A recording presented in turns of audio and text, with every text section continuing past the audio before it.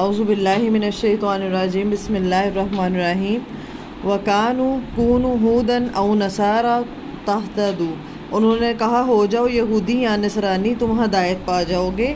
کل کہہ دیجئے بلکہ ملت ابراہیم حنیفہ بلکہ ملت ابراہیم علیہ السلام کی جو یکسو تھا، وما کان من المشرکین اور نہیں تھا وہ مشرکین میں سے۔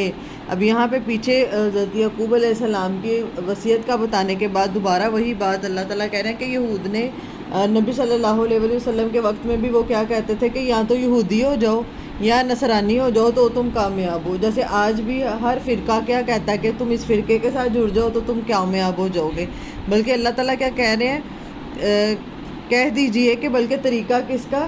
ابراہیم علیہ السلام کا۔ ابراہیم کا طریقہ کیا تھا کہ وہ توحید پرست تھے، انہوں نے کسی کے ساتھ شرک نہیں کیا تھا۔ یہاں پہ لفظ آیا حنیفن، حنیف کہتے ہیں ہر چیز سے کٹ کر اللہ کے ساتھ یکسو ہو جانا یا ایک ڈائریکشن پر نظر رکھنا۔ حنیف کہتے ہیں یکسو، مطلب جس کی جو نظر ہو وہ ایک ہی ڈائریکشن پہ ہو، ایک ہی طرف اس کی ہو، اور اللہ کی طرف سب سے کٹ کے اللہ کا ہو جانا، اس کو کیا کہتے ہیں؟ حنیف۔ وما کان من المشرکین اور وہ نہ تھا مشرکین میں سے۔ حضرت ابراہیم علیہ السلام کیا نہیں تھے؟ مشرک نہیں تھے۔ تو یہود اور نصارہ یا جتنے بھی فرقے ہیں، کوئی بھی مسلک جو آپ کو اپنے ساتھ جوڑے اللہ کے ساتھ نہ جوڑے وہ غلط ہے۔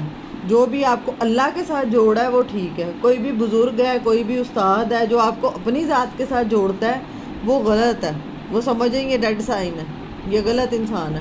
جو آپ کو اللہ کے ساتھ جوڑے گا، جو اللہ کے بندوں کو اللہ کے ساتھ جوڑے وہ ٹھیک ہے، اس کی آپ بات سن لیں، ٹھیک ہے۔ تو یہ جو فرقہ واریت میں بھی سب کہتے ہیں کہ اس فرقے کو اپنا لو تم ہدایت پا جاؤ گے، تو اللہ تعالیٰ نے اس میں جواب دے دیا ہے کہ بلکہ طریقہ کس کا؟ ابراہیم علیہ السلام کا۔ تو ابراہیم علیہ السلام کے بارے میں پیچھے ہم نے کتنی ڈیٹیل میں پڑھا ہے کہ وہ کیسے تھے اور وہ کیا نہیں تھا۔ اللہ تعالیٰ نے یہاں پہ حضرت ابراہیم علیہ السلام کی دو کوالٹیز بتائی ہیں، ایک کیا بتائی ہے؟ حنیف، اور دوسری کیا بتائی ہے؟ وما کان من المشرکین، کہ وہ مشرکین میں سے نہیں تھا۔